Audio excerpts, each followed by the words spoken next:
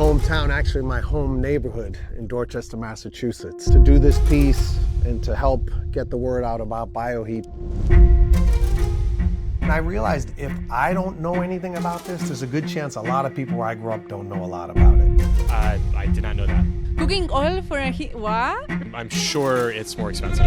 If it was so easy, people would do it. Wait a minute. There's a fuel source out there that doesn't change anything about the way I heat my home, that I can heat my home with right now. Same biodiesel that goes into making bioheat is also being used in various applications. We've got marine, rail, airplanes. I think the more you're aware of it being around you, the more comfortable you'll feel about putting it into your home. I'm able to provide rebates, so is Connecticut, Rhode Island, New York.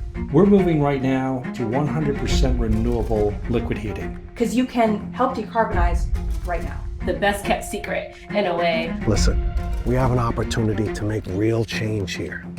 Start small, but start somewhere. I'm not saying we all have to do it overnight, but I am saying it is that simple.